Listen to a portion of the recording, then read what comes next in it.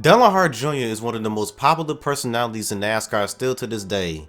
There's always been hype around this guy, even dating back to the year 2000. Speaking of the year 2000, it would be Dale Jr.'s rookie season in Cup. A lot of expectations were put on Jr. for a few reasons. One, look who his father is. Dale Earnhardt Sr., a driver that won 76 times at Cup and won 7 championships. A lot of people were really curious to see if Dale Jr. could at least accomplish half of what his famous father accomplished in the sport. The other reason Dale Jr. was so hyped up coming into the Cup Series was because he was coming off winning back-to-back Busch Series titles. Dale Jr. right away started to meet expectations. He won twice in his rookie year and also won the All-Star race.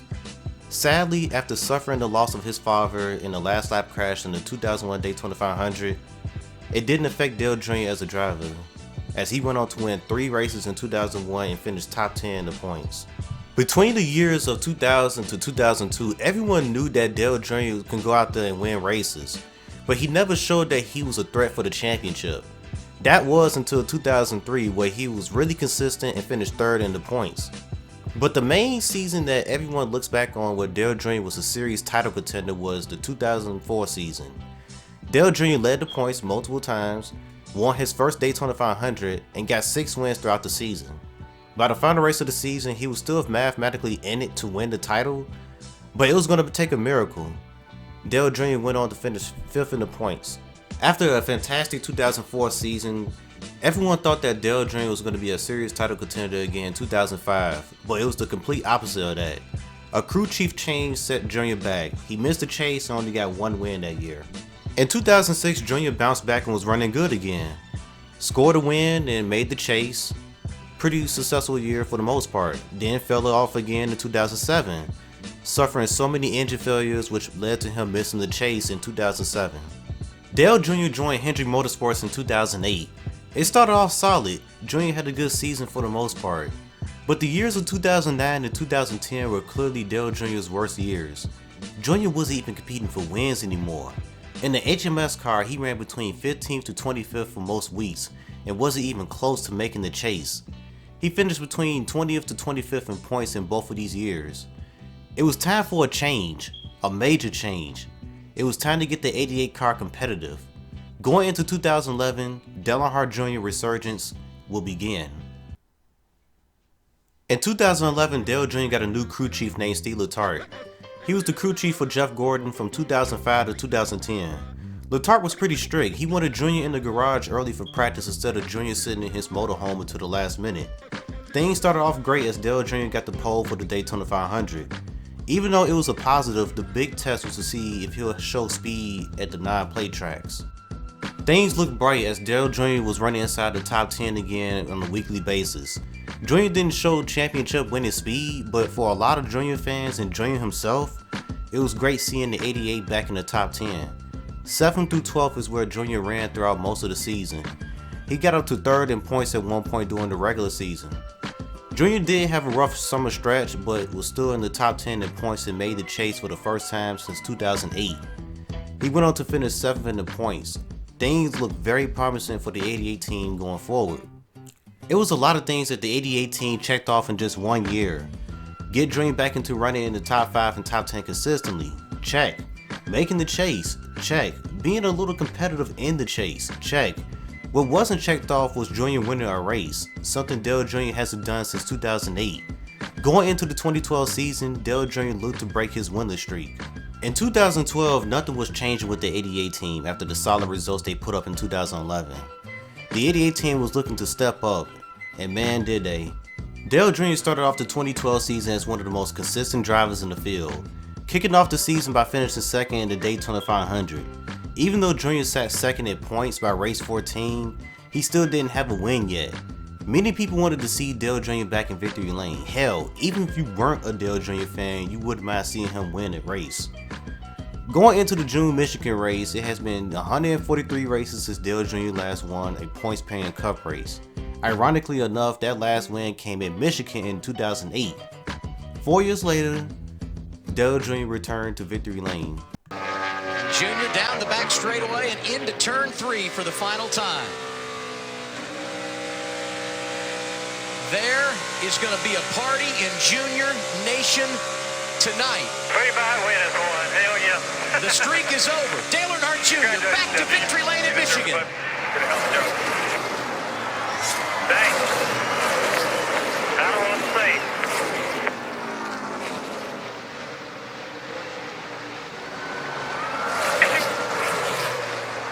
After all that time, he expected it. And I think that said it all. He hadn't been able to celebrate in a while. He's going to make this one last. Burn it down, Dale Jr. After 143 races without a win, he's making the donuts on the front straightaway.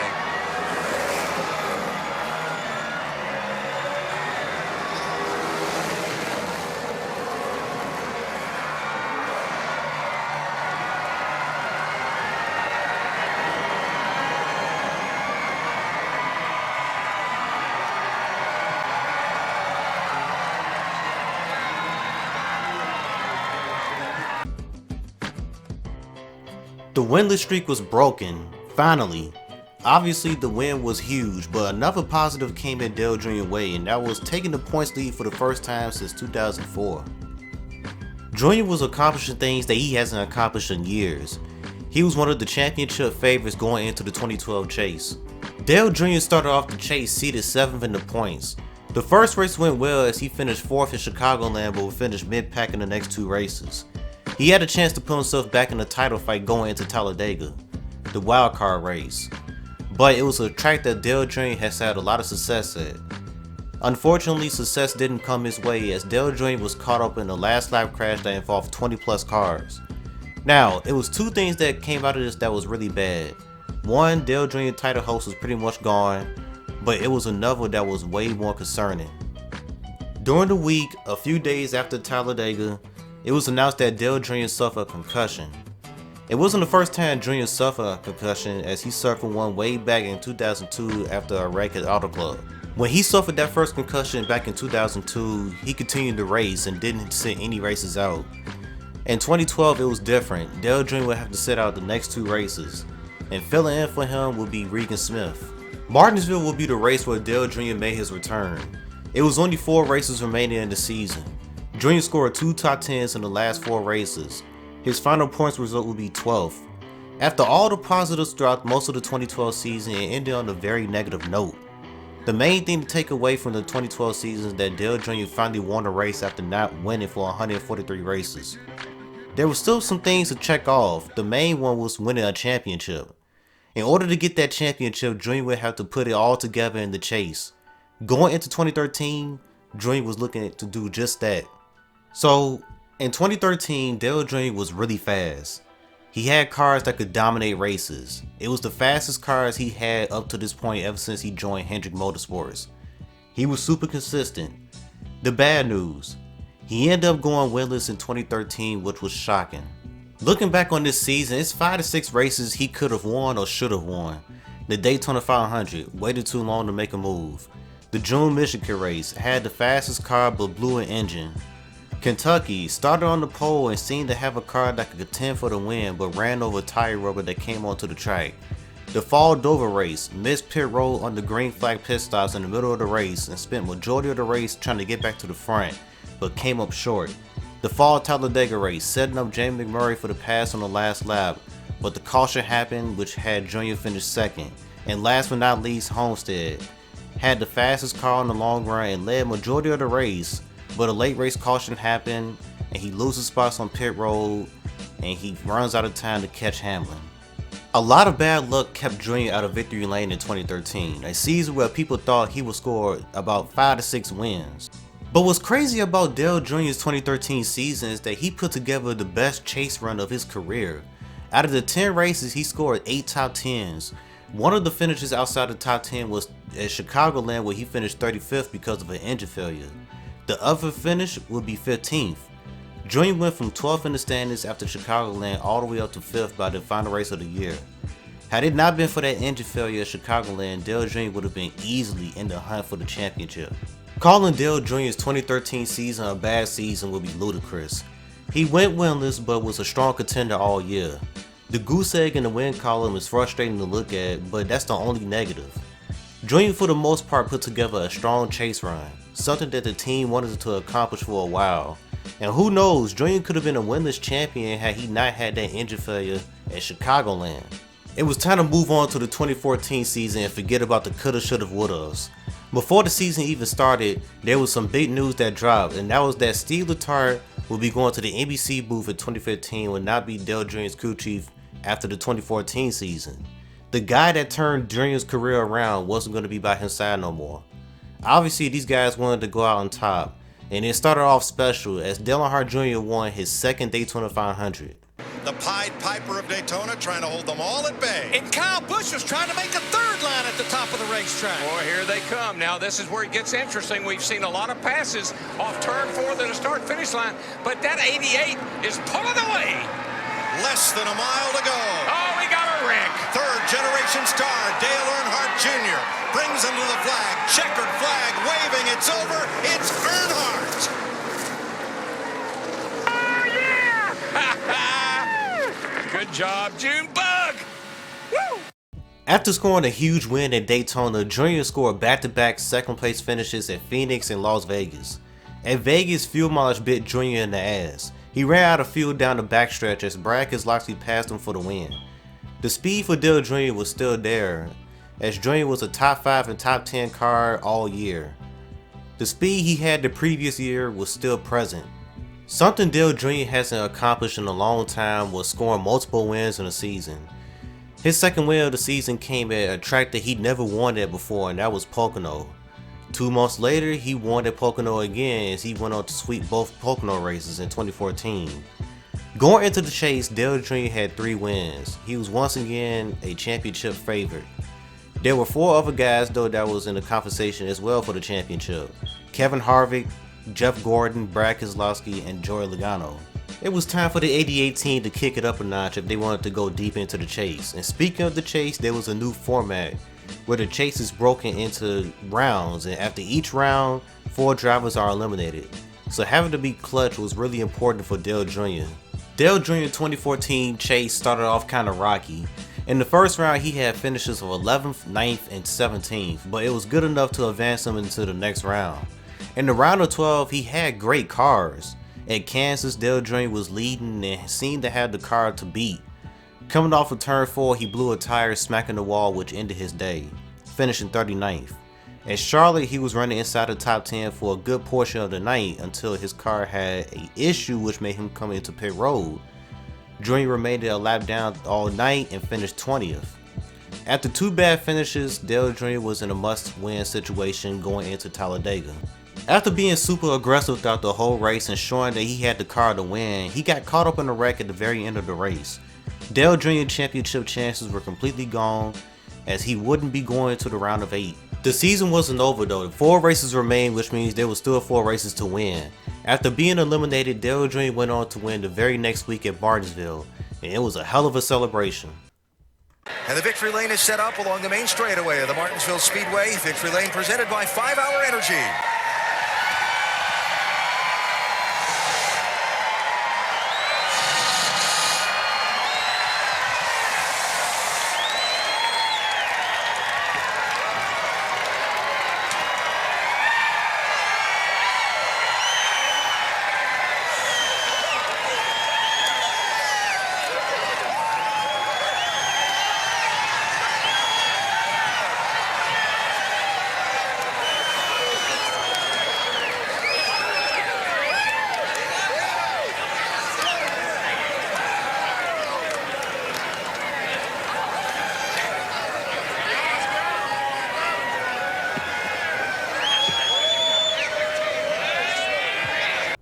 Dale Jr. ended the 2014 season with 4 wins, which is the most he had since 2004 when he scored 6 wins.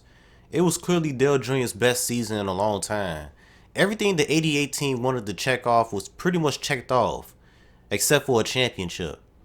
Well, Dale Jr. was going to take another crack at it in 2015. In 2015, Steve Letarte was leaving, which means Dale Jr. needed a new crew chief. Greg Ives filled that role. Greg Ives was coming off of a championship season with, at the time, Xfinity Series driver Chase Elliott. As a Dale Jr. fan, this move was a little nerve-wracking going into the 2015 season. Dilated is the guy that turned Dale Jr.'s career around, and with him being gone, many thought that his performance would take a drop. That wasn't the case though. Dale Jr.'s 2015 season was very similar to 2014, and I mean very similar. The only difference from 2014 was that he had less wins, which was at 3. The story of Dale Jr.'s 2015 season was how dominant he was at super speedways again. He kicked off the season by winning his dual race and then going on to finish 3rd in the Daytona 500. Also, for the first time since 2004, he won at Talladega. Then he went on to win the Daytona night race where he straight up dominated. At this point, it was pretty clear that Dale Jr. was the dude to beat at plate tracks again. So how was Dale Jr.'s chase run? Similar to 2014, he started off the first round of the chase mediocre with finishes of 12th, 25th, and 3rd. He barely advanced to the next round by slightly edging out Jamie McMurray on points. In the round of 12, things wasn't any better. Finishes of 28th and 21st left Dale Jr. in a must-win situation going into Talladega. Sounds familiar, doesn't it? Unlike the previous year though, Jr. didn't get caught up in a wreck. As a matter of fact, he was right there fighting for the win at the end. One thing that Dale Jr. kept doing though throughout the race was flat spotting his tires coming onto pit road under green flag stops, forcing him to take 4 tires and losing him track position while everyone else can take 2 tires. That didn't stop Dale Jr. from leading a lot of the race. He kept storming back up through the field. The race was actually going caution free until Jamie McMurray blew an engine with less than 10 to go. This set up a late race restart. To not drag this out, Kevin Harvick triggered a wreck on the second attempt of a green-white checker. Joey Logano and Earnhardt Jr. were on the front row, and when the caution happened, Joey was out front and he was given the win. It was one of the most controversial finishes in NASCAR history. With Jr. not winning, he was eliminated from the chase. Just like in 2014 though, he wasn't done winning races. At Phoenix, Dale Jr. won a rain-shortened race. It was unexpected, but the 88 team would take it. Once again, had Jr. not been eliminated in the round of 12, he would have went to the championship 4 with winning races in the round of 8. Dale Jr. ended the season finishing 40th in the Homestead race. This will also be the final year of Dale Jr.'s resurgence. When he won that rain-shortened Phoenix race, nobody thought that would be his final career win, but it was. Things went south in 2016 for Dale Jr. He went from being consistently running up front to being really inconsistent. One week he would have speed, another week he wouldn't. Usually for the most part, Dale Jr. found himself running between 8th to 15th throughout the season. The performance overall just wasn't there, not to mention Jr. had a lot of bad wrecks in 2016. Things took a darker turn though. After Kentucky, Dale Jr. announced that he'll have to sit out because of concussion-like symptoms. Dale Jr. remained out of the car for the rest of the 2016 season. Splitting the ride was Jeff Gordon, who retired the previous year, and an upcoming driver named Alex Bowman. Dale Jr. returned in 2017, but unfortunately the performance still wasn't that great.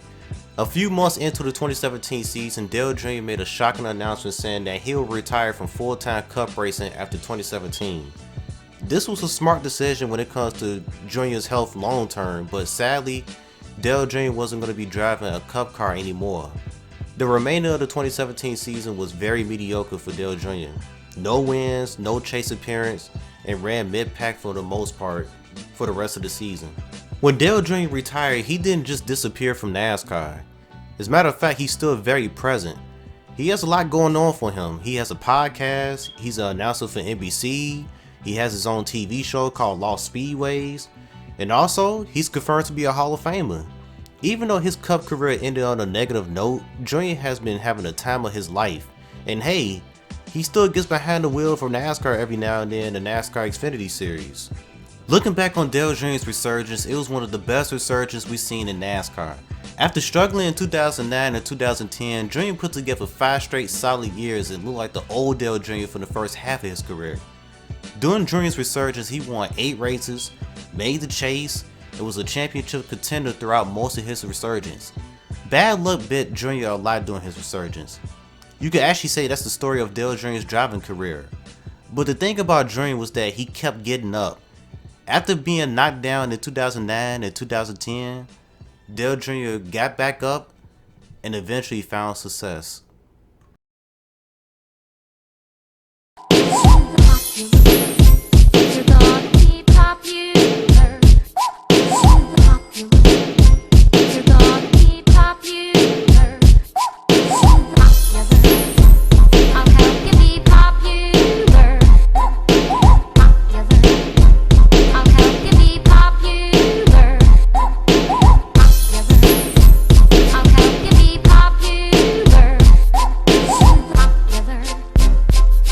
Give me